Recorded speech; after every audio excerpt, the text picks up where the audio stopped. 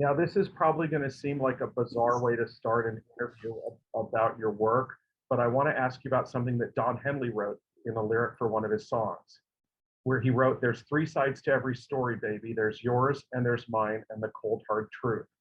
And I'm wondering what the role of truth is today, and how does the definition of what truth is fit into the work you've done in this opera?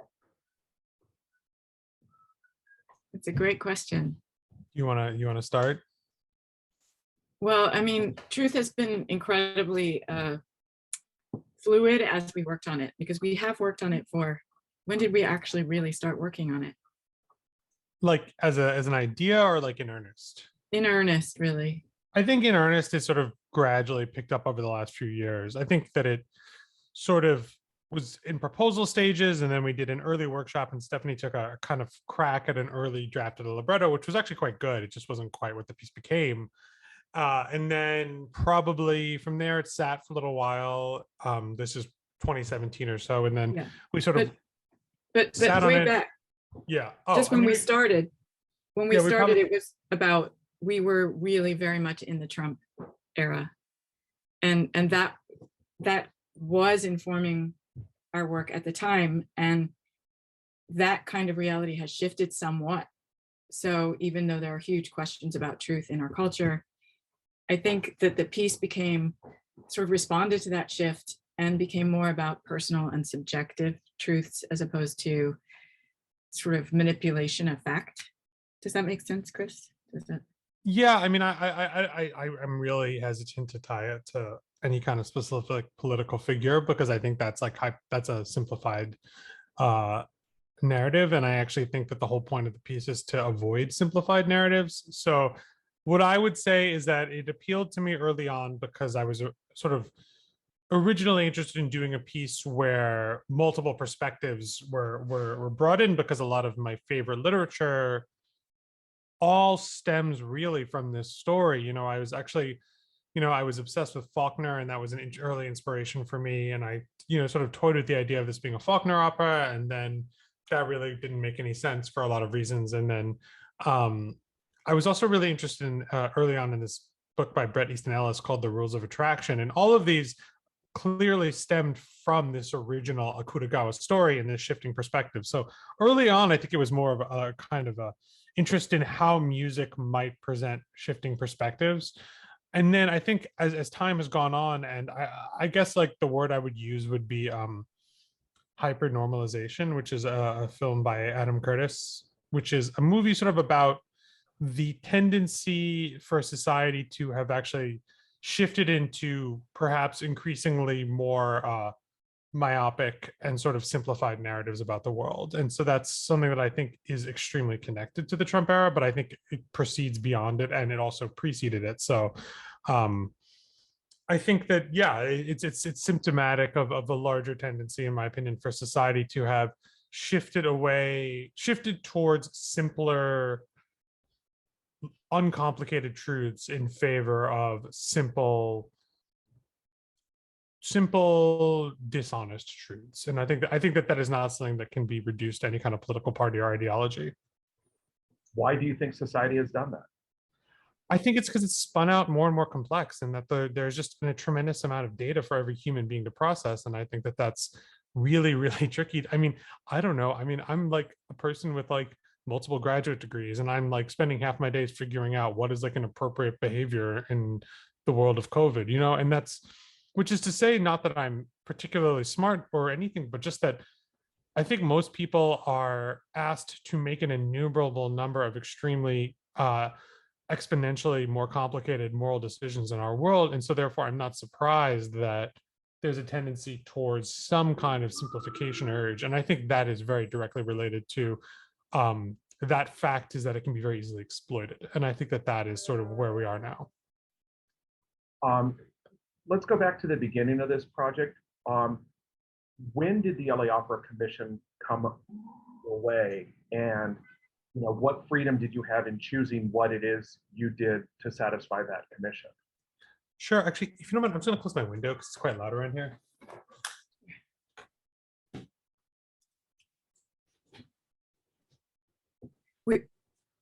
We had been developing the piece prior to the LA Opera Commission. So when they came on board, it was quite far along. I just said that we had been developing the piece prior to the LA Opera Commission, and it was quite far along when they came on board.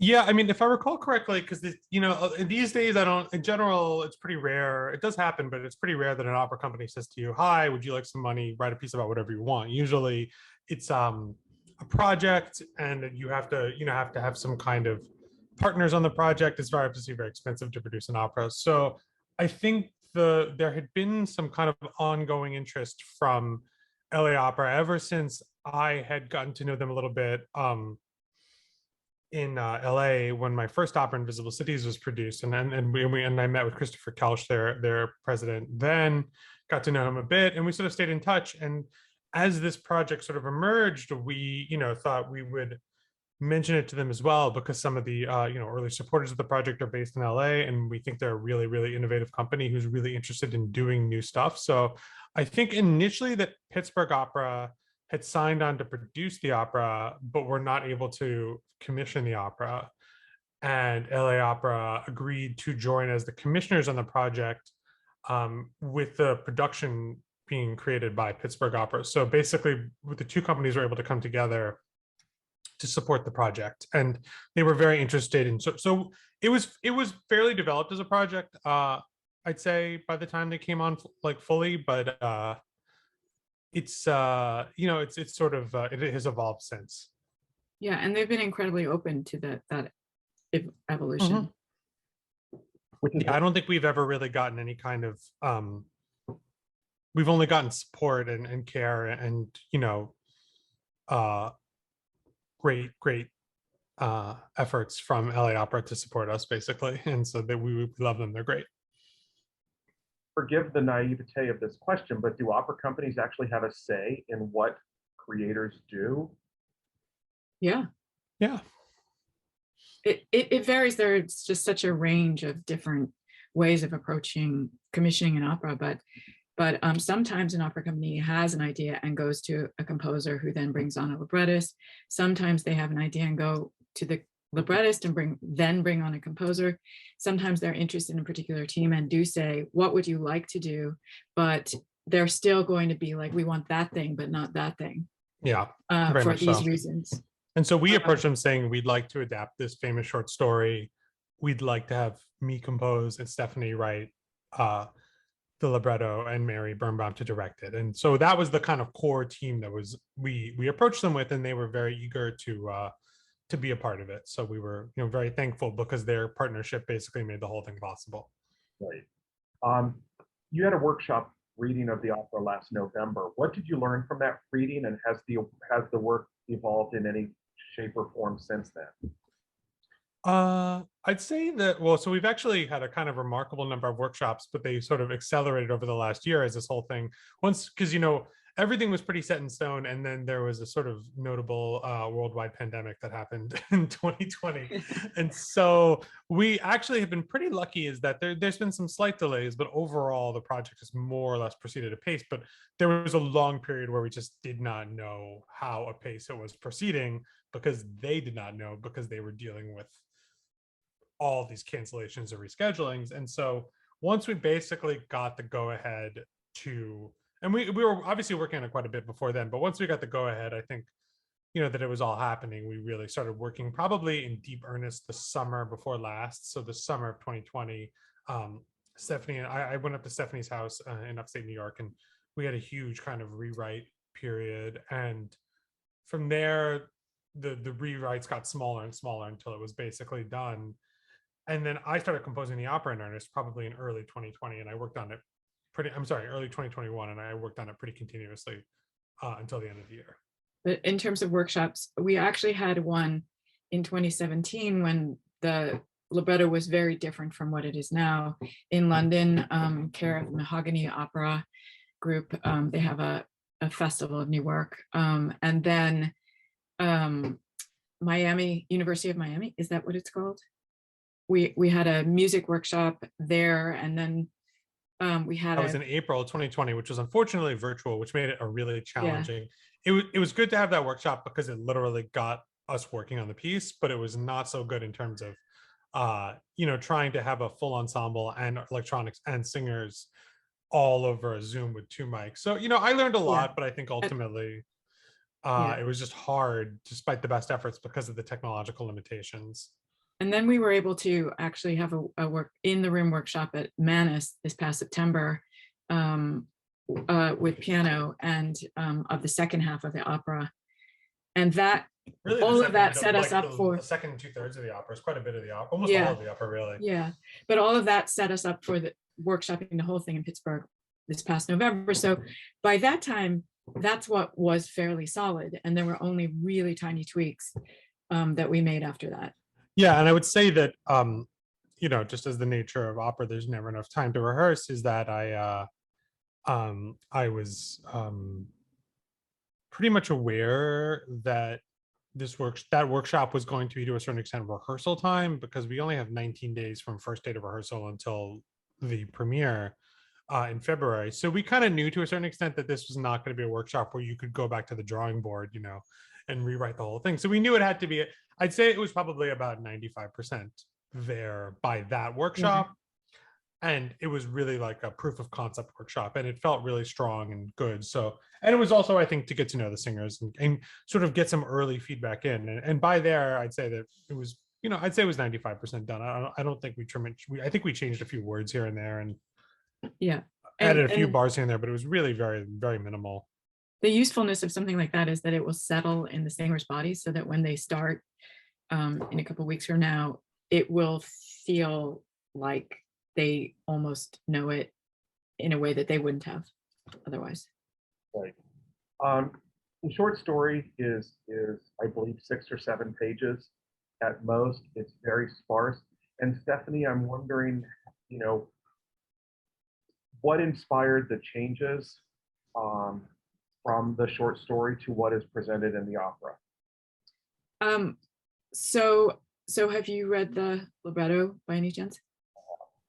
Okay, so my first pass was just kind of trying to make a kind of clunky translation of this very inscrutable Japanese text. Like Akutagawa is considered to be sort of the Shakespeare of Japan. His language is incredible in a way that I have no grasp of since I don't speak Japanese. But to make a clunky translation of this inscrutable language and really mysterious story sing, that was my first pass.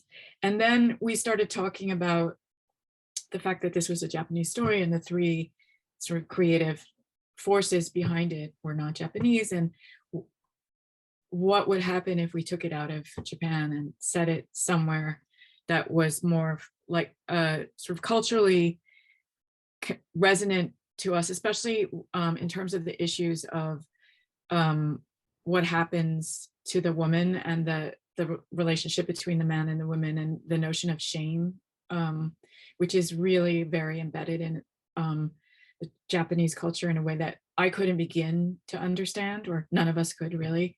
And so we started thinking about where we might set it and when. And the Pacific Northwest, what we were interested in the year that Akutagawa wrote the story, which was 1921, as a possible moment in time, which ironically is sort of soon after the pandemic, the influenza pandemic. And we were interested in this kind of landscape, which felt somehow connected to the landscape of the story. And then Chris had been, because you can talk about having been in Oregon. Yeah, and I think that, like, as Stephanie's saying already, it's just like the strong tendency to want to sort of like bring ourselves into the story, and that it's like, not only is this a work of masterpiece, but it's also adapted into a film that is also separately a masterpiece. And so I think in a sense we were like, well, we really don't need, I don't think it's necessary to do a straight telling of the story. I think it was like, this piece is a landscape for a kind of cultural phenomenon, which I think was born long ago and all the more ubiquitous now. And I think the thing that really affected us was this idea of how is the world changing, and how is the truth how is the denial of truth or personal truth or tragic truth sort of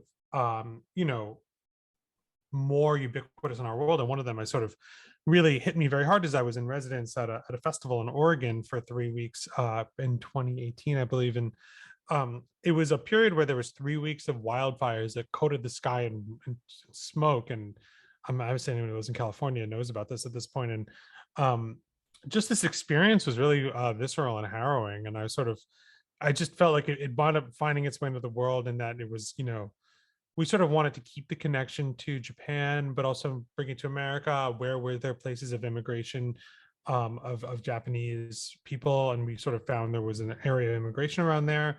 And then just the person, and sort of combining that with the personal experience of these visceral phenomena, and sort of, all these things just sort of came together, I think, organically in the room. And the other thing is that, Mary, when we brought her on, one of the artists that she was really, really interested in drawing inspiration from is the artist Fujiko Nakaya, who's a Japanese artist who really works with fog. And just want to make sure I'm getting all the information about her correct. But her work often involves using literal fog to color a natural space. And so we were thinking sort of like, inspiration of light, and the other huge influence on our production is the artist James Turrell, who works with light, and also I believe in Angelino, if I could be wrong, but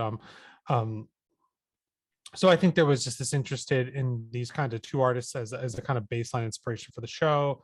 And then this idea of like fog, smoke, and thinking about this idea of wildfires, which are ubiquitous now, but are not new, but just this idea of the wildfire as a kind of site of the work emerged very organically from the time and the place that it took place. Yeah, this ghost forest that's left behind Yeah. after a wildfire. And then the other thing is that even in the early stages of the adaptation, the female character, who we call Leona, really was the most sort of fully developed, and our impetus was to give her more agency than Akutagawa had given her. Yeah. And so we really we struggled with the issue. I will say that it was initially sort of, for me, a huge part of it was just that even in the first draft, Stephanie had sort of given this character an incredible depth and complexity that I think that would emerge maybe somewhat from the story, but also just from her. I just emerged out of Stephanie. And so that was already a sign that the story was going to shift based on just who we are as artists. And then I think there was this sense of, the more we thought about it, we're like, we're not Japanese, so it's not going to be in Japan. And I think the other question was like, do we need another opera centering around rape? And I think that was kind of the other big question that we sort of woke up to, being like, is in this world, is just, it's not, I don't want to speak any kind of, I don't like to speak categorically about the sort of epistemic nature of who can do what, but I do think in a sort of weak epistemic sense, like the world does not need an opera by a man about rape in general, in a kind of in a weak, I guess I would call it a weak standpoint epistemology, but so I'm speaking carefully because I don't want to speak categorically, but only from I think the best way to put it is that from my personal experience, I didn't want to do this, and I didn't think that it was my place to do this personally. And so I think then the question became, well, we don't want to center it around this, but this is obviously structurally important that something happened. And then what does this story become about? And I think what the story really became at that moment was this idea of a story not about literal truth as in what happened where, because ultimately the Rashomon effect, quote unquote, is so ubiquitous in our culture that I don't think we need to reiterate that. But instead, the question I think is, and this is something that I find to be unbelievably true of our time, and something that Akutagawa definitely suggests, is that people literally live in different worlds. And so what the story really became is not what happened, because you can actually track in our story a pretty accurate sense of what happened. I also thought that separately that operas are hard enough to understand, so like it might not be the worst thing in the world to simplify the structure a little bit. But would you agree with this, Stephanie, that there just became this point of like, this stopped being about literally being a whodunit and it became an emotional whodunit? Sure. Yeah. Well, it's funny that you brought up Leona, because she has, there's this part of the libretto that you wrote that just really struck a nerve with me, which is when she sings about wanting nothing more than to cover it up, block it out. And I just sort of feel like somehow we've evolved into a culture that doesn't want to confront, that doesn't want to accept, that doesn't want to move on past the things we're afraid of. And I'm wondering how much that idea resonates with the two of you personally, because I think it's a really powerful moment in the libretto. Yeah. I mean, yeah. Yeah. I think that these things are always resonating, but I think that there's a simple no and a complex yes to your question, is that I think that our society is getting better at talking about things in certain ways, and I think it's getting worse and unsimplified. And I think I think in as much as our society is almost entirely about commerce and money, that it's hard for honest, simple expressions of emotions to be free. Is that?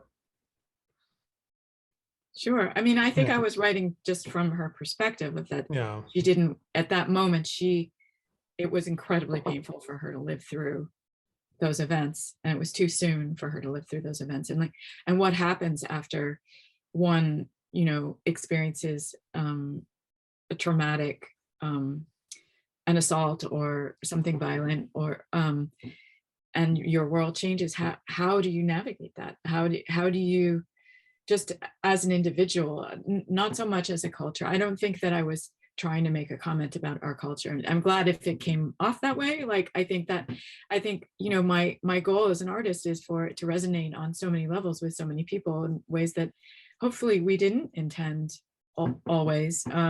Totally.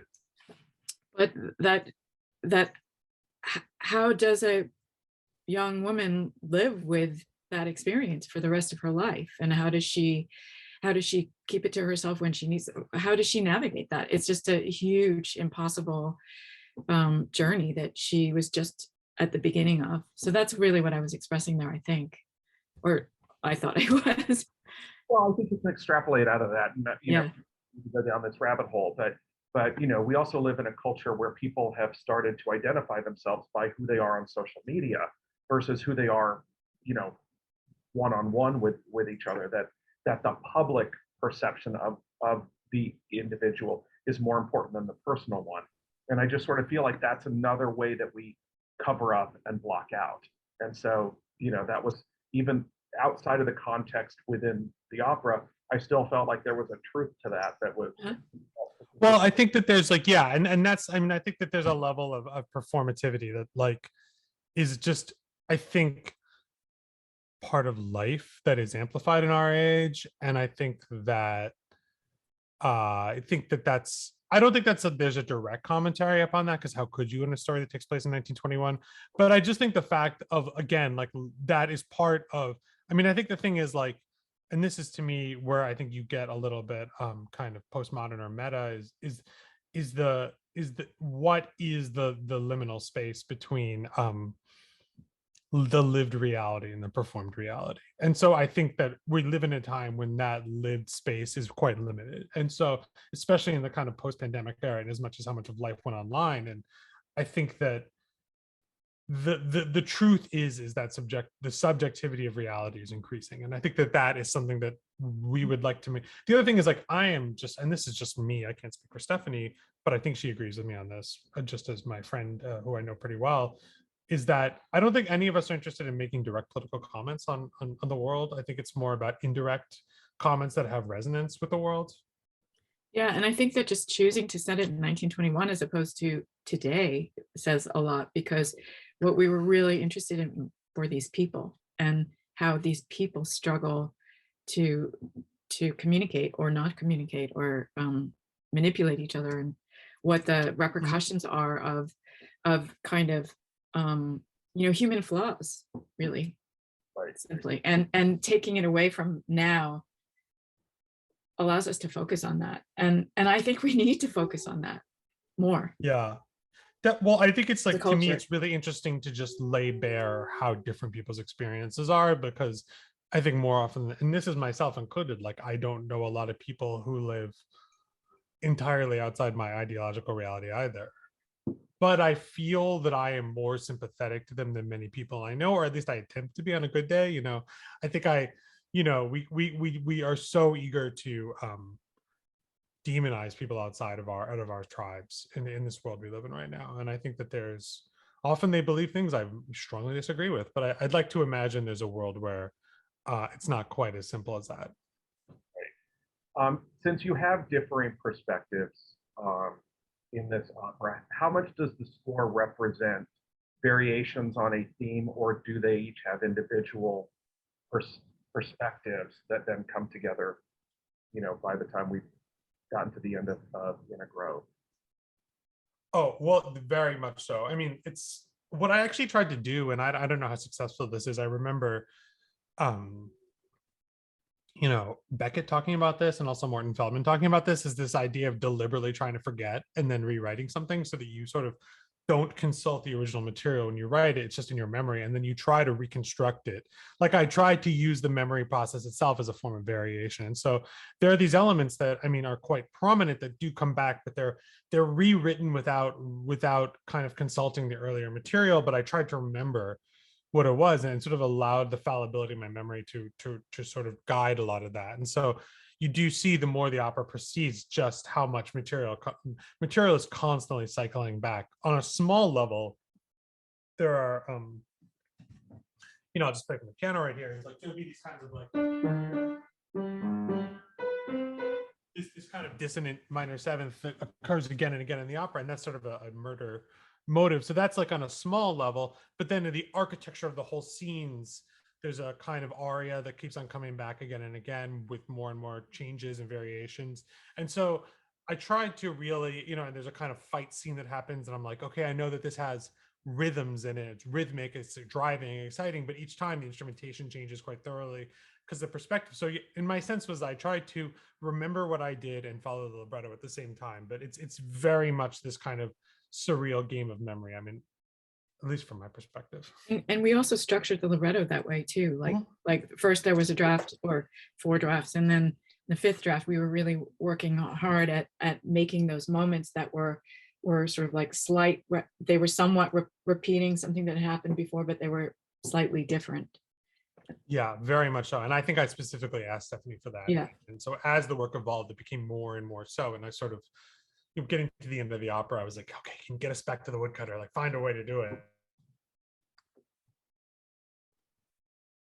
Intra-scene descriptions mirror one another, but then the whole opera mirrors itself. And the other thing that I tried to do, and this was, it's saying my connection is unstable. So let me know if you guys can't. Okay, I think I'm having such Wi-Fi issues. If it becomes a problem again, let me know and I'll change networks. Something else that I remember actually, I remember Stephanie and I did a lot of research on no theater early on and sort of different kinds of Japanese music theater styles. And one of the things that really struck me was this use of interludes in no theater and sort of percussive interludes. And so I had this idea of sort of symmetrically structuring the piece around preludes, interludes, postludes, and so that it's this kind of, the whole piece is basically like 2-minute prelude, 15 minutes of music, 2-minute interlude, 15 minutes of music, 2-minute interlude, 15 minutes of music, 2-minute postlude. And so it's quite symmetrical. It's not quite that way, and I deliberately not quite entirely symmetrical. The last interlude is probably actually only about 30 seconds, but the whole idea there is to sort of cut down the time of each interlude subsequently. But it was a kind of memory wash. It's like you're like, okay, wipe the memory clean. I remember actually there's a couple of spots in Einstein on the Beach by Philip Glass where he talks about these kinds of like running chromatic lines, and I'm like, I remember asking him like, what are these? And he's like, oh, it's like I was like erasing the chalkboard. So I was like, oh, this is kind of a great idea for musical chalkboard erasing. I've never heard that. That's really interesting. Yeah, it's those long kind of chromatic lines, and he's like, yeah, it's like I was erasing the chalkboard, and he does it in a lot of his operas actually. He does. Now I happen to be a big fan of Invisible Cities, which was really terrific. But I was intrigued by what you told the New York Times, that you were not as happy with it because of your reliance on, quote, this lyrical sort of melancholy thing. You should never never let anyone reprint your words in the Times. No, I'm fine with that. I think you know I think that there's I think that really what I meant is that it felt to me like it's good at one. I'm a fan of the work too. I'm very proud of it. I don't want to make it seem like I'm not. I just think that for me, what I really wanted to do was like merge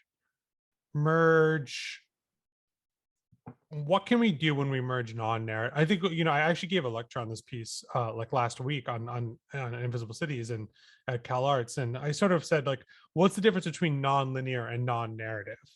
And so I think Invisible Cities is non-narrative, whereas In a Grove is narrative and non-linear. And so I think there was an interest in like, how do we envelop someone profoundly in the story itself in a way that goes deeper or differently. I don't want to say deeper.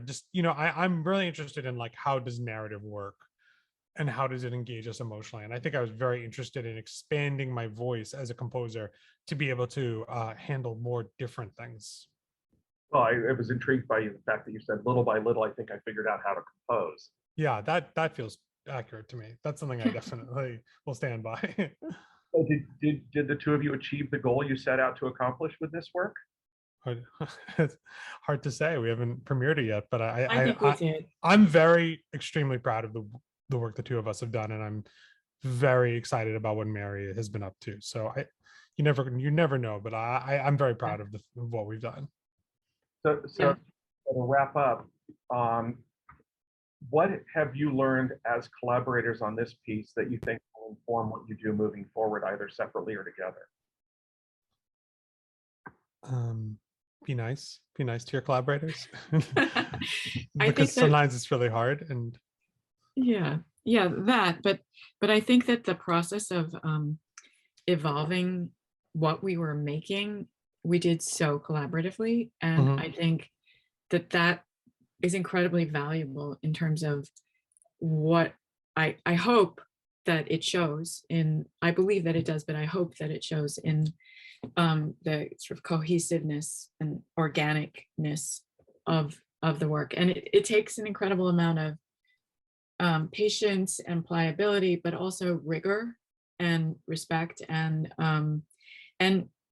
what happens is we all have different strengths.